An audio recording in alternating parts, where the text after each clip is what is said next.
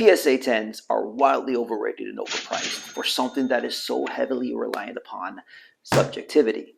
Now, I get there are a lot of different types of collectors, investors out there in the world, and for the investor, you want to get the highest grade possible, and in this case, a PSA 10, to help your bottom line. I mean, if you think about it, if a card were to run up, or if a set or player were to run up, the first thing to grow are those PSA 10s, and they also provide you the highest value and return on your investment. Now, I also understand that there's a lot of collectors out there that love to collect the highest quality of stuff. But hey, more power to you guys if you fall into any of those categories.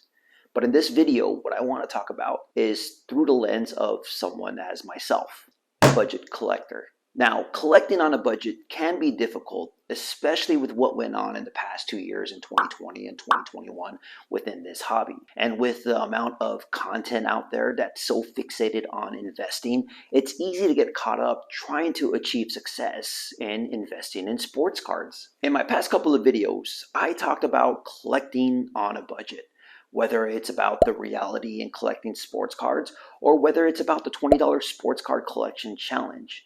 But the main emphasis and main message that I wanted to get out in those videos is that you could still build a really nice collection while on the budget. And it's not always about the investment potential, but that doesn't mean we can't dream about owning some higher end cards one day. Now, in the case of PSA 10s, I can't justify paying such a high multiplier on that type of card versus a very strong PSA 9. And here's the problem that I see. I love watching PSA grade reveals here on YouTube, but how many times have I heard someone say, must have caught the grader on a bad or good day? Or, wow, I'm surprised this got a 10.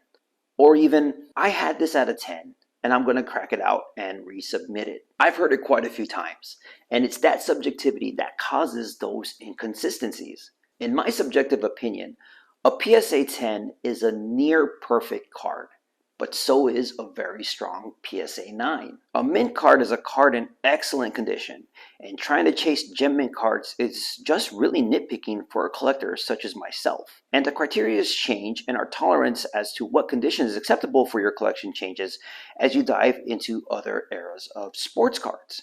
Now, if you're finding value in this content, go ahead and hit the thumbs up button. If you haven't yet, please consider subscribing. And if you're truly about buying the card and not the grade, then save yourself some money and buy a nice, strong, lower graded card that is acceptable to you. Because when we're dealing with lower valued cards, is it really about the investment potential?